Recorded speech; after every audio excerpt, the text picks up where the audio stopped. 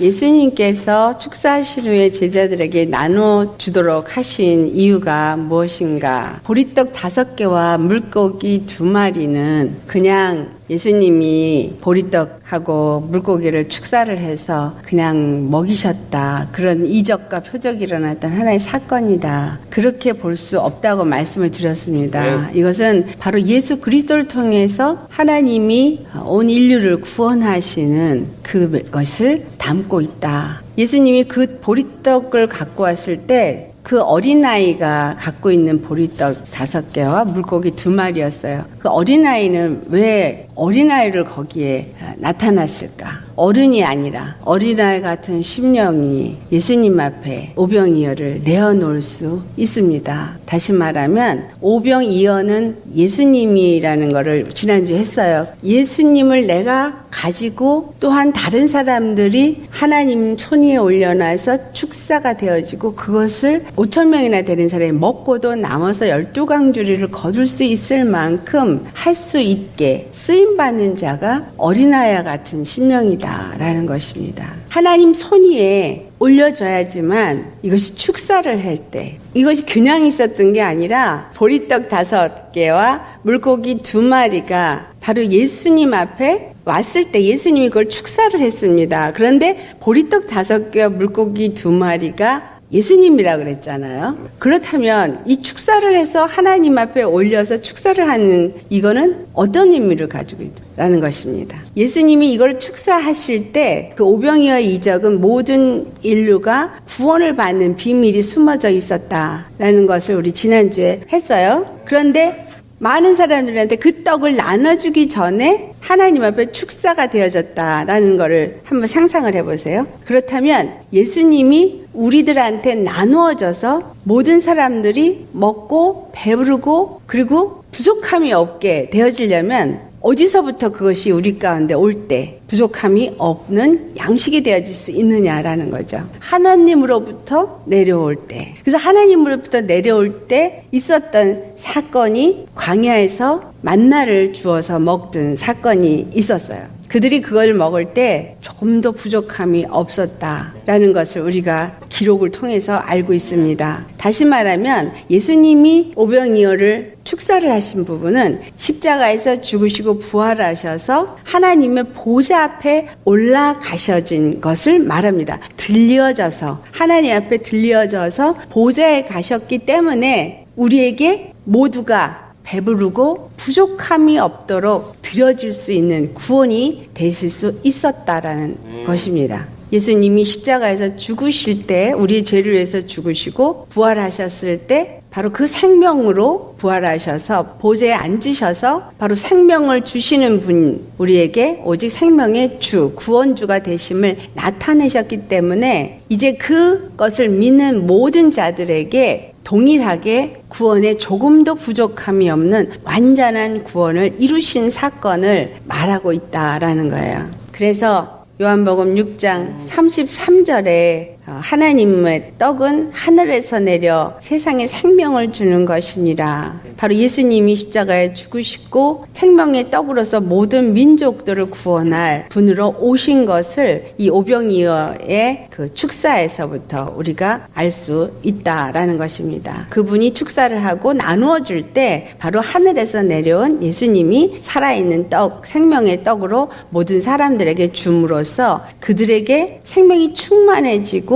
영생이 주어지기 때문에 부족함이 없다라는 것입니다. 그래서 요한복음 6장 51절 말씀 우리 같이 봉독하겠어요. 나는 하늘에서 내려온 살아있는 떡이니 사람이 이 떡을 먹으면 영생하리라. 내가 줄 떡은 곧 세상의 생명을 위한 내 살이니라 하시니라. 유대인들은 이거를 갖다 오해를 해서 아니 사람이 살을 먹으라고 하느냐 그렇게 했지만 이 말씀은 바로 십자가에서 죽으신 예수님의 그 찢기신 살 복음을 먹으라고 하는 것이죠. 요한복음 3장 16절에 보면 바로 예수님이 이 땅에 독생자로 오셔서 믿는 자마다 멸망치 않고 영생을 얻도록 하여 주셨다라는 것이 기록이 되어져 있습니다. 그것은 17절 말씀 세상을 심판하려 하심이 아니라 그런 말미암아 세상이 구원을 받게 하려 하심이다. 그래서 그를 믿는 자는 구원을 받고 영생에 이르지만 믿지 않는 자들은 심판을 받게 되어진다. 이미 심판을 받은 것이다. 이렇게 말하고 있습니다. 안드레가 그 어린아이가 갖고 있는 오병이어를 예수님의 손 앞에 와서 갖고 왔고, 그래서 그것을 예수님이 축사하시고 그 다음에 예수님이 축사한 다음에 직접 나눠주신 것이 아니라 누구한테 줬어요? 제자들한테 주고 제자들로 하여금 나눠주도록 했다라는 거예요. 가서 너희가 사람들을 50명씩 앉히라. 그래서 사람들이 그렇게 무리무리 앉게 한 다음에 그 떡을 제자들에게 떼어서 주시고 제자들이 가서 그것을 나눠줄 때 모든 사람들이 배불리 먹게 되어졌습니다. 이거는 누구에게 그 떡을 주느냐 하면 바로 제자된 자들에게 그 떡이 주어진다라는 것입니다. 사도 바울이 예수님을 만났기 때문에 그가 증인이 되어졌고 그 복음을 증거하는 자로 되어진 것이 은혜의 선물을 받았다. 이렇게 말합니다. 에베소 3장 7절에서 9절 말씀을 보시겠어요? 사도 바울의 얘기입니다. 이 복음을 위하여 그의 능력이 역사하시는 대로 내게 주신 하나님의 은혜의 선물을 따라 내가 일꾼이 되었노라. 모든 성도 중에 지극히 작은 자보다 더 작은 나에게 이 은혜를 주신 것은 측량할 수 없는 그리스도의 풍성함을 이방인에게 전하게 하시고 영원부터 만물을 창조하신 하나님 속에 감추어졌던 비밀의 경륜이 어떠한 것을 드러내게 하려 하심이라. 우리가 먼저 예수님을 만나야죠. 예수님께 무엇을 받아야 돼요? 오병이어를 내가 먼저 받아야 돼요. 문제는 여기에 문제가 있는 거예요. 제대로 받지를 못하니까 제대로 나눠주지를 못하는 거죠. 그래서 말씀을 전하고 말씀을 가리키는 주의 종들은 확실하게 하나님으로부터 주시는 생명의 떡을 받아 먹을 수 있어야 돼요. 그거를 먹을 때 다른 사람에게도 나눠줄 수 있다. 근데 이 나눠주는 것은 우리 안에서 내가 무엇을 나눠주고 내가 연구를 해서 나눠주는 것이 아니라 하나님의 능력의 역사심을 따라서 나를 세우시고 그리고 나에게 그 일꾼이 되어지도록 은혜를 주셔서 깨닫게 하시고 그것을 전할 수 있게 한다라는 거예요. 맨 끝에 뭐라 그랬어요? 9절 말씀에 비밀의 경륜이 어떠한 것을 드러내게 하려 합니다. 비밀의 경륜이 누구예요? 예수님이에요. 그 비밀의 경륜인 예수님을 내가 온전히 알아야 다른 사람에게 그 비밀의 경륜이 무엇인지를 말해줄 수 있잖아요. 내가 비밀의 경륜을 잘 알지 못하면 잘못된 것을 전해주게 되어지는 거예요. 자, 철학이라는 게 헬라니즘에서 시작이 되어졌어요. 그 철학이라는 거를 400년 그 암흑기 시대에 중간기 시대에 그리스 헬레니즘 문화가 유럽 전체를 다 통일해서 헬라 왕국이 지배를 할 때 그 헬레니즘 문화가 다 지배를 했어요. 그러면서 히브리어를 헬라어로 성경을 번역을 해서 70인 번역이 나왔어요. 헬라어로 성경이 번역이 됐기 때문에 히브리 사람들에게만 읽어지고 알아졌던 성경이, 구약 성경이 헬라어로 번역이 되어지면서 이방인들도 히브리 사람의 하나님을 알 수 있게끔 되어진 거예요. 그것이 70인 번역 성경이에요. 근데 그 성경만 번역이 된 게 아니라 그때 당시 무엇이 발전이 됐냐면 철학이라는 게 발전이 됐어요. 이방인들에게는 죄라는 거, 율법이 없잖아요. 그러니까 죄라는 게 없었어요. 이스라엘 사람들은 그 율법을 어길 때 죄를 짓는 거라는 걸 알아서 죄가 뭔지 하나님과의 관계 속에서 무엇인지를 알지만 이방인들은 죄가 무엇인지를 알 수가 없었어요. 그런 사람들한테 철학이라는 거를 하게끔 한 거예요. 소크라테스가, 플라톤이 철학을 연구를 하면서 뭐를 깨달았냐면 이 사람 안에 있는 죄성을 알게, 사람들 안에 있는 희노애락 이런 것들에 대해서 알게 되어지고 왜 사람이 분을 내느냐, 왜 사람이 슬퍼하느냐, 왜 사람이 병에 걸려 죽느냐 이런 것들을 또 연구하게 하고 사람이라는 자체가 무엇인가를 아주 심도 있게 연구한 것들이 철학이죠. 근데 그 철학을 통해서 그들이 깨달은 건 사람 안에 죄성이 있다. 그래서 성선설, 성악설 이런 것들이 나오게 됐죠. 하나님이 그 헬레니즘 문화에서 그러한 것들을 허락하신 것은 이방인들이 죄를 깨닫고 그 죄에서부터 생명을 주는 예수님이 누구신가를 알게 하고 구원을, 그 죄 가운데 있는 자들을 구원할 하나님을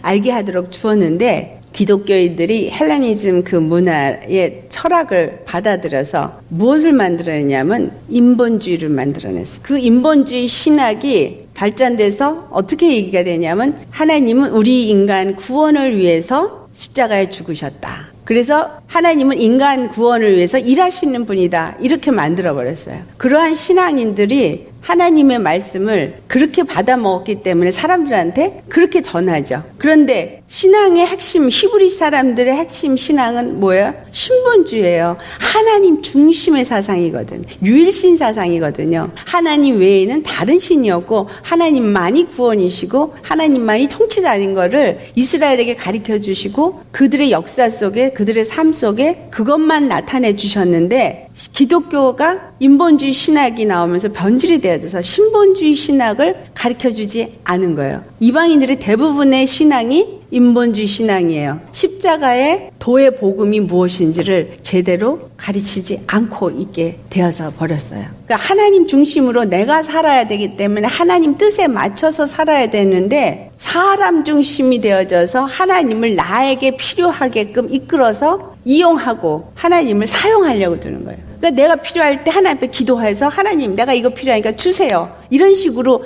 신앙생활을 하게 만든 거죠. 하나님이 필요에 의해서 내가 하나님 앞으로 내가 싫든 좋든 순복되어지는 이런 신앙이 아니라 반대로 인본주의 신앙으로 만들어 버렸어요. 그리스도의 증인은 굉장히 중요합니다. 바른 복음을 내가 바로 알고 바로 깨달을 때 다른 사람들에게 하나님의 비밀의 경륜이 무엇인지를 바로 가르쳐 줄 수가 있다라는 거예요. 에베소서 1장에 하나님이 예정하신 그 예정론도 마찬가지 얘기죠. 그리스도를 예정하시고 그리스도 안에서 교회의 구원이 준비되어지고 그 교회를 구원하고자 하는 것이 하나님의 뜻이에요. 잘 아셔야 돼요. 신본주의 신앙 그러면 이제 하나님이 중심이에요. 근데 하나님의 뜻이 있는 거예요. 하나님의 뜻은 이 뜻을 이루기 위해서 무엇인가 계획을 하셨죠. 그래서 그 계획을 우리가 경륜이라고 말해요. 근데 비밀이래요. 비밀의 경륜이래. 왜 비밀의 경륜이냐? 사람의 생각이나 사람의 노력으로는 알 수가 없기 때문에 비밀의 경륜이에요. 이 비밀인 하나님의 경륜을 누구에게 알게 하냐면 성령의 사람들. 성령님이 가르쳐 주시고 성령님이 알게 해 주심으로 이 비밀의 경륜은 오직 성령의 사람만이 알 수 있게끔 되어졌다라는 거예요. 그것을 사도 바울에게 알게 해 주시고 사도 바울로 하여금 서신서를 쓰게 했어요. 그래서 서신서에서 에베소서의 중심으로 나오고 있는 하나님의 비밀의 경륜을 쫙 풀어서 말해주고 있어요. 여기서 주일날 예배 드릴 때 지금 그거를 하고 있어요. 그래서 주일 설교를 계속 들어보시면 도움이 되실 거예요. 이 비밀의 경륜을 이루시기 위해서 예정을 하셨어요. 예정. 미리 정하셨다. 이 미리 정하신 거를 출애굽기에도 나와요. 이스라엘 백성들이 애굽에서 출애굽을 해서 3일을 갔다 보니까 쓴물만 있고 마실 물이 없어가지고 막 컴플레인을 해요. 그랬을 때 하나님 앞에 모세가 가서 기도를 하니까 하나님이 한 나무를 지정해 줬다. 한 나무. 지정된 한 나무예요. 아무거나 되는 게 아니라 지정된 한 나무. 우리는 그 선지서를 읽을 때 거기에서 하나님이 예정된 한 나무 얘기가 나오고 있고 한 이삭 한씨 계속 그렇게 해서 하나를 말하고 있어요. 이 예정 이게 누구냐면 바로 예수 그리스도라는 거죠. 하나님은 하나님의 이 비밀의 경륜을 이루기 위해서 예수님을 예정하셨다라는 거예요. 그런데 이 예수님을 통해서 무엇이 예정이 되어졌냐면 바로 창세기 12장 3절에 아브라함에게 약속하신 그 약속의 말씀을 성취하시는 계획인 거예요. 무엇이라고 약속을 했어요? 아브라함에게 내 씨로 말미암아 내가 이 언약을 세울 텐데 너가 낳은 내 씨 그로 말미암아 되어진 자손 그 모든 자손들이 복을 얻으리라. 그런데 그 자손들이 누구냐 하면 모든 민족이다 이렇게 말을 해요. 우리 이방인들은 아브라함이 우리 아버지라고 생각을 안 해요. 근데 이스라엘 사람들은 아브라함이 자기네들의 아버지라고 자기네들의 조상이라고 말하거든요. 근데 사실상 아브라함은 이스라엘의 조상만이 아니에요. 우리의 조상도 되거든요. 그 아브라함에게 내가 네 씨로 말미암아서 모든 민족이 복을 받으리라는 약속을 하세요. 여기서 이 모든 민족은 이스라엘 유대인뿐만이 아니라 이방인도 해당이 된다라는 거죠. 유대인과 이방인. 그런데 이 약속을 가진 표징으로 이제 아브라함에게 네가 할례를 받아라. 이 약속의 표징이다. 이렇게 얘기를 해요. 근데 이 약속을 가졌을 때는 아브라함이 할례 받기 전에 그 약속을 먼저 하시고 그 다음에 그 표징으로 할례를 해라. 이스라엘 사람들은 자기네들이 할례를 했기 때문에 바로 이 약속은 우리에게 주어진 약속이다. 이렇게 생각을 하는 거예요. 이방인들은 할례를 안 받으니까 이건 하고 나하고는 상관이 없다라고 생각을 하죠. 그런데 이 할례를 골로새서 2장 11절에 가보면 바로 예수 그리스도가 육체를 벗는 것을 할례라고 표현하고 있어요. 사도 바울이. 그러니까 예수님이 십자가에서 죽으심으로써 뭘 했다는 거예요? 할례. 근데 할례는 누구만 했냐? 남자만 하라고 돼 있거든요. 남자만 하게 돼 있어요. 그래서 이 남자는 누구냐? 로마서의 이 남자와 여자를 바로 교회와 그리스도의 관계로 말하고 있다. 그럼 여기에서 교회는 누구냐? 하나님이 예정하신 예수 그리스도를 통해서 그 비밀의 경륜은 모든 민족이 예수 그리스도 안에서 교회가 되어지게 하는 것이 비밀의 경륜이다라는 거예요. 그렇다면 이 예정은 바로 하나님의 구원의 예정이거든요. 그럼 이 구원은 어떤 구원을 말하는 거예요? 완전히 예수 그리스도 안에서 하나의 전체적인 세계교회. 그렇죠? 유대인이나 이방인 모두가 함께 무엇으로? 십자가를 믿는 믿음으로 말미암아서 믿는 자들이 교회가 되어지고 그 십자가를 믿음으로 말미암아서 구원을 받게 하는 것이 바로 비밀의 경륜이다라는 거예요. 그렇다면 이것은 무슨 구원이에요? 교회 구원이에요. 교회 구원. 그렇죠? 교회 구원. 그러니까 이 교회 구원은 우리가 생각하고 있는 그런 교회 구원이 아니죠. 이 교회 구원은 뭐예요? 유대인과 이방인이 예수 그리스도를 믿음으로 말미암아 예수 그리스도가 받은 십자가를 통해서 구원을 받는 교회 구원이라는 거예요. 그래서 교회는 하나라는 거예요. 누가 교회예요? 예수님이 예루살렘 성전이라고 요한복음 2장 22절에 말씀하거든요. 이 성전을 헐어버려라. 유대인들에게 하신 말씀이에요. 예루살렘 성전을 헐어버려라. 내가 사흘 만에 다시 지으리라. 오늘 이 오병이어의 이적이 그것을 지금 말하고 있는 거예요. 헐어버려라. 예수님이 그 헐어버리고 다시 세우시기 위해서 이 땅에 오신 거예요. 구약에서는 유대인들이 부르짖는 구약, 율법 이런 거로 자기네들이 선민이다라고 했던 그것을 예루살렘이 그래서 중요하고 예루살렘에서 하나님을 만날 수 있다고 생각했던 거 이거 무너버려 한 거예요. 무너버려라. 내가 다시 세우리라. 그 다시 세우는 게 뭐예요? 보이는 교회가 아니라는 거예요. 보이지 않는 예수 그리스도의 몸이라고 표현하고 있는 교회예요.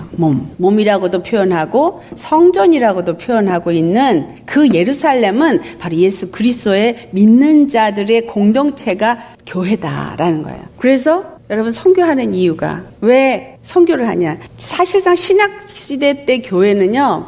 예루살렘에 기근이 있을 때 유럽에 있는 다른 교회가 헌금을 했어요. 그런 식으로 헌금을 그 교회가 초대교회들은 서로 헌금을 하면서 서로 세웠어요. 누가 고통이 있을 때 서로 세웠거든요. 근데 오늘날의 교회는 어떻게 해요? 옆에 있는 교회도 우리 성도 하나 가면 서로 물어뜯으려고 그래요. 딱 이 교회에서 나가버리면 얼굴도 안 봐. 전화하면 무슨 교인 빼간다고 하고 있고 연락도 안 해. 그건 참 교회 모습이 아닌 거예요. 우리 왜 여기서 성경 공부? 제가 왜 이걸 하고 있어요? 교회를 세우는 거예요. 이거는 보이는 어떤 교회 소속의 어떤 성도 이게 아니라 하나님이 하시고자 원하는 건 예수님을 머리로 한 그의 몸을 세우는 것이 바로 교회다라는 거예요. 그래서 예수님이 다시 오실 땐 요 안에 들어간 사람들만 다 하늘로 올라가는 거예요. 그렇다면 이것은 바로 교회 구원이다. 그럼 개인 구원은 뭘 말하는 거냐? 이 개인 구원은 한 사람 한 사람이 유대인은 율법을 지켜왔고 이방인들은 다른 신들을 섬겨왔어요. 율법도 아니요 다른 신도 아닌 오직 예수 그리스도만이 구원이시기 때문에 이거를 벗어버리고 오직 예수 그리스도를 믿는 믿음으로 이 안에 소속이 돼야 되는 거예요. 이것을 로마서 11장에 뭐라고 표현해요? 돌감람나무에 가지를 잘라서 참감람나무에 접붙임을 하라. 그래서 접붙임이 바로 영접하는 거죠. 영접. 예수 그리스도를 영접하고 그리고 그를 믿음으로 말미암아서 이제 의롭다함을 얻었다. 그 의롭다함은 여기예요. 이 아니지 이 바깥에서 의롭다함을 얻는 게 아니라는 거죠. 바로 내가 믿음으로 십자가 앞에 나가서 예수님을 영접하고 각 사람이 예수 그리스도 안에 들어올 때 개인 구원은 내가 예수님을 영접하고 믿음의 사람이 되어지는 자가 되어지는 것. 그래서 예수님의 한 몸, 한 지체가 되어지는 것이 개인 구원이라 말할 수 있는 거예요. 그런데 이 개인 구원은 여기 들어갔다가 내가 또 실족할 수 있어요. 예수님 말씀 안에서 거하고 이 의로 계속 살아야 되는데, 믿음으로 살아야 되는데, 그렇지 않고 다시 세상이 그리워서 나가버리면 이 사람은 구원 못 받는 거예요. 언제까지 이 안에 거해야 되느냐? 하나님의 구원은 이거 하나예요. 모든 인류가 다 이 안에 들어와야 이 의를 가지고 구원을 받을 수 있는 거예요. 바깥에 있어서는 절대로 구원을 못 받아요. 이건 세상이죠. 예수 그리스도 안에 믿는 믿음으로 들어와서 사는 사람은 계속해서 무엇을 받냐? 요한복음 15장에 포도나무 비유로 말하고 있죠. 참 포도나무. 가지가 덧붙임을 받았으면 그 다음부터 생명을, 진액을 받아 먹고 자라나야 된다. 만약에 그렇지 않으면 잘라져서 불에 던져진다. 분명히 말하고 있거든요. 이 안에 거하면서 하나님의 말씀의 생명을 계속 받아 먹어야 되는 거예요. 오병이어 이적은 그것을 받아 먹었던 자들이 배불렀고 충분히 만족했어요. 그런데 그 사람들이 구원 받았어요. 양식을 먹고 그 다음에 예수님 안 믿었어요. 그 중에 믿은 사람들도 있지만 그런 사람들은 마가다락방에 그 예수님 승천하는 자리에서 500명이 봤대요. 거기까지도 갔겠죠. 그 다음에 마가다락방에 갔는데 500명이 간 게 아니라 120명만 남았어. 나는 비즈니스 해야 돼. 나는 결혼해야 돼. 딱 120명만 성령을 받은 거예요. 그리고 그들은 증인이 됐어요. 자, 이 증인이 된다는 자체가 그렇게 쉽고 호락하지 않다라는 거예요. 신약시대 때 증인들은요, 핍박을 겸하여 받았다라는 사실을 아셔야 합니다. 세상에서 기뻐하고 세상이 환영하는 사람은 예수님 안에 있는 사람이 아니라고 성경은 말하고 있거든요. 네가 만약에 내게 속한 자라면 세상이 나를 미워한 것처럼 너희도 미워할 거다라고 말하고 있어요. 내가 믿음으로 산다라는 건 이 안에 거하는 거예요. 예수 안에, 말씀 안에, 말씀을 늘 받아먹고 말씀의 지시를 받고 말씀으로 늘 살아서 그 의가, 하나님의 의가 내 의가 되어지고 하나님의 말씀이 내 양식이 되어지고 하나님의 영이 나를 이끄는 그러한 자가 바로 이 교회라는 사실이에요. 이것이 하나님의 비밀의 경륜이에요. 하나님의 계획은 오직 단 하나 예수를 통해서만 구원을 이루시고 단 한 분 예수님만 받으시겠다는 거예요. 다른 것을 받지 않습니다. 우리가 예수님 안에 속할 때 이것이 예수님의 몸이 되어지고 예수님이 머리가 되어져서 이게 한 몸으로서 구원을 이루게 되어지는 것이지 예수님 바깥에 나가서는 그 어느 누구도 구원에 이룰 수 없다라는 것입니다. 그래서 이 세상에 교회에 어떤 빌딩을 세우고 거기에 공동체가 모여서 뭐 할렐루야 아멘 뭐 해도 그들 안에 만약에 예수님이 주인으로 안 계시다면 구원이 없습니다. 예수님이 머리가 되어주시고 예수님이 주권자가 되어주셔서 예수님이 그들을 주장할 때 그 안에 예수님이 역사를 하시는 것입니다. 비밀의 경륜을 깨달아 알아야 돼요. 하나님의 계획이 바로 예수님의 십자가를 통해서만 이루어진다라는 것이 비밀의 경륜이에요. 그런데 예수님 부활, 십자가, 부활 생명 이거 안전하면서 천국에 갈 수 있다라고 가리킨다면 그 인본주의 신앙에서 열심히 믿을 수는 있겠지만 그러나 구원은 장담할 수가 없는 겁니다. 우리가 이 땅에 사는 동안에 힘들죠. 당연히 사는 동안에 힘들어요. 하지만 이 사는 동안에 우리는 예수님 안에서 믿는 믿음으로 사는 자가 되어야 된다. 그래서 갈라디아 2장 20절이 바로 교회에 주어진 말씀이에요. 갈라디아 2장 20절 말씀. 내가 그리스도와 함께 십자가에 못 박혔나니 그런즉 이제 내가 산 것은 나를 사랑하사 나를 위하여 자기 몸을 버리신 하나님의 아들을 믿는 믿음 안에 사는 것이다. 예수 믿는 교회라면 바로 이 갈라디아 2장 20절의 말씀이 그의 신앙이 되어지고 그의 삶이 되어져야 된다라는 거예요. 예수님이 십자가에 죽으신 것과 합해졌을 때 우리가 할례를 받은 것이라고 말하고 세례를 받은 것이라고 말하지 유대인도 율법을 아무리 지켜도 이 땅에서는 복을 받을 수 있지만 그러나 예수 그리스도 안에 속하지는 못해요. 또 이 땅에서 아무리 열심히 종교 생활을 하고 교회 생활을 한다 할지라도 정말 예수님을 머리로 섬기는 믿는 믿음의 삶이 아닌 사람은 이 교회 구원과는 관계가 없다라는 것입니다. 그래서 교회가 말씀을 잘 가르쳐야 될 책임이 있고 또 그것을 잘 깨달아 먼저 안 사람들이 증인이 되어져서 이것을 나눠줄 수 있어야 된다라는 거. 다른 사람에게 그것을 가르쳐서 그들도 이런 믿는 믿음으로 살게 해서 예수님의 몸이 되어지고 예수님의 교회가 되어지고 예수님의 지체가 되어질 수 있게끔 가르쳐야 되는 것이 바로 증인된 자의 의무다라는 것입니다. 그래서 제자들에게 먼저 떡을 주시고 제자들이 가서 떡을 나누어 준 거예요. 고린도전서 1장 17절 말씀, 그리스도께서 나를 보내심은 세례를 베풀게 하려 하심이 아니요 오직 복음을 전하게 하려 하심이로되 말의 지혜로 하지 아니함은 그리스도의 십자가가 헛되지 않게 하려 함이라. 어떤 말의 지혜가 아니라 바로 예수님의 십자가의 능력이 그에게서 나타나서 그가 먼저 십자가의 능력을 맛본 자라는 것을 주위 사람들이 알아야 되고 그리고 그 십자가를 복음을 들은 사람들이 또한 똑같이 십자가의 능력을 맛볼 때 정말 십자가의 능력이 무엇인가를 알 수 있게 되어진다라는 것입니다. 그 다음에 제자들에게 남은 조각을 거두고 버리는 것이 없게 하라고 하셨습니다. 요한복음 6장 12절 13절 말씀이죠. 자, 우리 함께 봉독해 보겠습니다.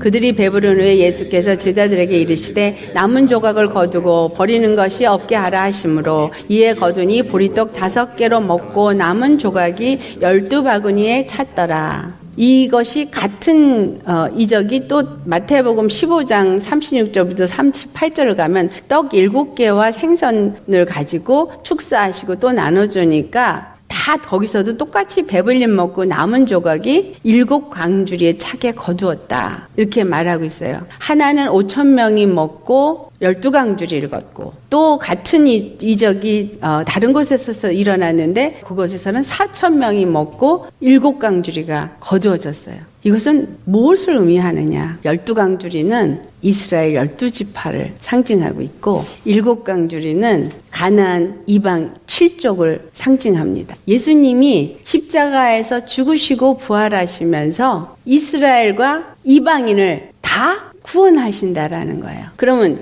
유대인 중에 한 명도 안 남고 다 구원받고 이방인 중에도 한 명도 안 남고 다 구원받는다. 그 얘기는 아닙니다. 아까 분명히 개인 구원을 개인이 받으려면 각각 영접하고 믿음으로 이 교회 안에 들어올 때 구원을 받는다 그랬어요. 그래서 믿음의 사람들만이 구원을 받게 되어지는데 하나도 남김없이 다 거두라. 이것은 하나님이 한 영혼도 잃어버리지 않고 구원하도록 하고자 하심입니다. 한 영혼도 잃어버리지 않고 구원하시고자 하는 것이 하나님의 뜻입니다. 요한복음 6장 39절 말씀이에요. 같이 봉독하겠습니다. 나를 보내신 이의 뜻은 내게 주신 자 중에 내가 하나도 잃어버리지 아니하고 마지막 날에 다시 살리는 이것이니라. 아멘. 예수님은 그래서 끝까지 우리에게 기회를 주십니다. 그런데 참으로 믿고 구원을 받는 자가 많지 않다고 성경은 말씀하고 있습니다. 12바구니의 의미는 12지파 이스라엘의 구원을 의미하고 7광주리는 가나안 7족속 즉 이방인의 구원을 의미해서 하나님은 유대인과 이방인 모두를 예수 그리스도 안에서 구원하시고자 하신다. 이것이 바로 비밀의 경륜이다 라는 것입니다. 에베소 3장 6절 말씀 우리 같이 봉독하겠어요? 이는 이방인들이 복음으로 말미암아 그리스도 예수 안에서 함께 상속자가 되고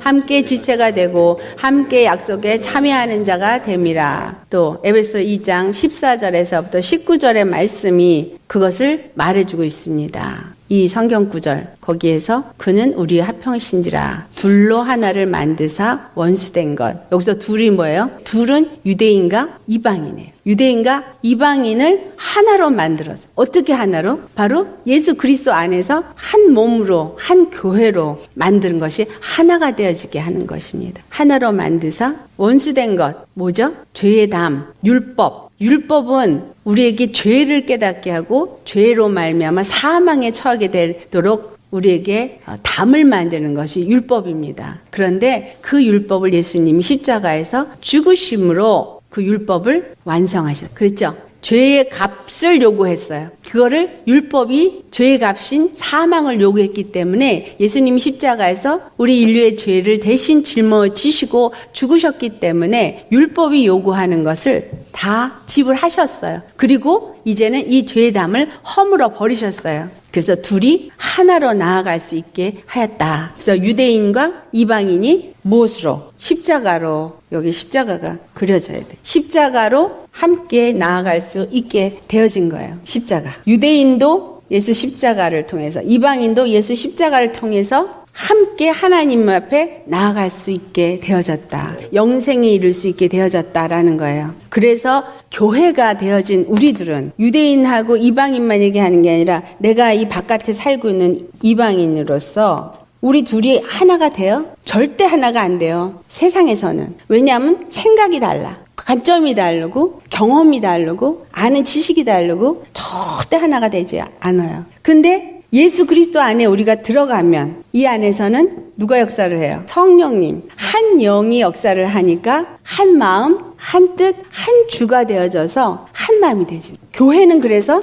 성령의 인도함을 받아야 되고 하나가 되어져야 돼요. 다툼이 일어나면 그 벌써 예수님이 그 안에서 역사하는 게 아니라는 거예요. 의견이 각각 분분하면 그거는 지금 하나가 안 된 거예요. 예수님 바깥에 있는 거죠. 사람들이 인간적인 자기 생각, 자기 방법, 자기 논리를 사용하는 것이 교회에서는 용납되어져서는 안 된다라는 거예요. 모든 사람들이 다 예수님 안에서 한 성령으로 함께 하나가 되어질 수 있게끔 훈련받으셔야 되고, 그래서 내 생각이 아니라 하나님의 영의 이끌림을 받아 일하는 그러한 교회가 되어져야 되는데, 요새는 교회가 어떻게 돼요? 민주주의야. 민주주의. 3분의 2 과반수 이상 찬성하면 통과. 이게 어디서 나온 거예요? 인본주의. 그러니까 교회가 지금 썩었어요. 고칠 게 한두 가지가 아닌 거예요. 잘못 가르치고 잘못 알고 있고 잘못 전하고 있고. 그래서 참 중요한 건 절대로 교회에서는 사람의 목소리가 나오면 안 된다. 그러다 보니까 또 이 카리스마 가진 목사님들은 어떻게 해요?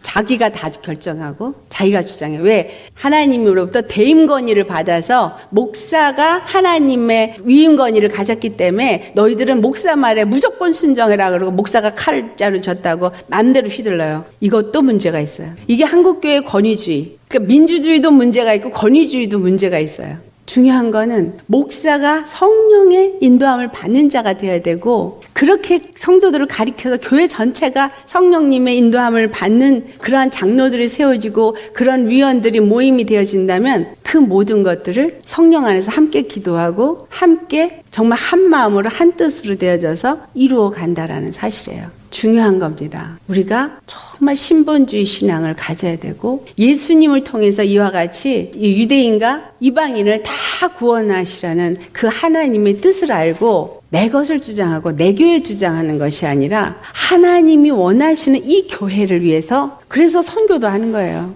응? 왜? 이방인들이 아직 복음 못 들은 사람, 아직 잘 모르는 사람들, 이런 사람들한테 복음을 전해야 되니까 거기에 조건이 없어요. 조건부가 있을 수가 없어요. 하나님이 가라 그러면 가야 되는 거예요. 그럼 다른 사람들은, 복음을 들고 나가는 사람들은 나가지만 또 뒤에 있는 사람들은 뭐 해야 돼요? 물질로 협력하고 기도로 협력하고 함께 협력하는 거예요. 그래서 교회의 모습이 어떻게 돼 있어요? 에베소서에 나오죠? 어떤 사람은 목사로, 어떤 사람은 가르치는 사람, 어떤 사람은 또 봉사하는 사람으로 역할이 달라요. 그러니까 교회는 보이는 교회가 아니라 보이지 아니하는 예수님을 머리로 한 교회. 이것이 하나님의 궁극적인 구원의 계획이다라는. 그래서 우리는 내 교회, 네 교회가 없어. 이 안에 들어가야 돼. 만약에 지금 내가 다니는 교회가 이걸 제대로 가르치지 않는다면 나와야 되는 거죠. 무슨 말이에요? 중요한 거는 바로 이 교회 구원이 무엇인가를 성도들한테 바로 가르치는 책임이 목사님들한테 있다라는 것입니다. 그래서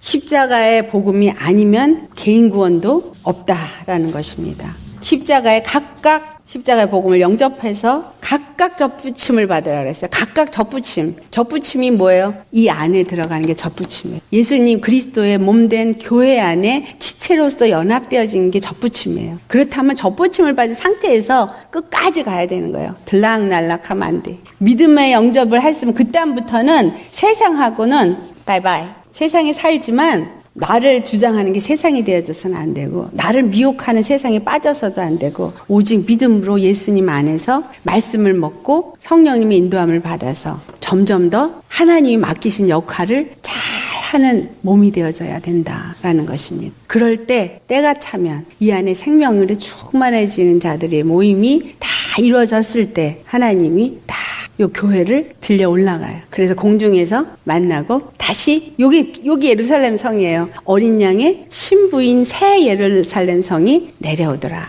그래서 우리는 협력해야 돼. 옆에 성도가 넘어지려 그러면 같이 기도해야 되는 이유가 바로 내 몸이니까. 아멘. 그래서 기도해 주세요. 네, 기도할게요. 그러고서는 바쁜데 무슨 기도야. 이게 아니에요. 전심으로 기도해달라 소리 안 해도 전심으로 기도해 줘야 되는 거예요. 이걸 안다면 정말 시리어스하게 기도하셔야 합니다. 주님 앞에 기도하지만 나는 더 열심히 이 믿음 안에 살기 위해서 몸부림쳐야 되는 것입니다. 그러면 하나님이 바로 하나님이 나의 주, 나의 왕이 내 몸을 돌아보고 건사하는 것처럼 이 교회를 돌보신다는 것. 어떻게 되도록 구원에 이르도록 돌보십니다. 절대 버려두지 않으시고 하늘나라에 갈 때까지 내가 하나님을 버리지 않는 이상 하나님은 버리지 않으신다. 아멘. 정말 하나님의 비밀의 경륜 바로 유대인 12지파를 구원하고 이방인 7족을 구원하신 것을 이 오병이어의 이적을 통해서 우리에게 알게 하신 그 말씀을 통해서 정말 하나님의 비밀의 경륜이 예수 그리스도를 통해서 나를 구원하시고자 하신다는 거 우리가 마음에 새기시면서 참으로 인본주의적인 신앙이 아니라 신본주의로서 하나님 중심 하나님의 그 정말 영생을 주고 구원을 하시려는 그 비밀의 경륜 속 내가 들어가서 예수님을 믿고 반드시 이 땅에서도 믿음 안에서 살고 영원히 영생에 이를 수 있는 자가 되어질 수 있도록 그리고 이 땅에서 그리스도의 증인으로서 주님이 나에게 맡기신 역할을 감당할 수 있는 그러한 자가 되도록 말씀을 내게 주시고 말씀으로 충만하게 하시고 성령으로 충만하게 해주시도록 우리 기도하시겠습니다.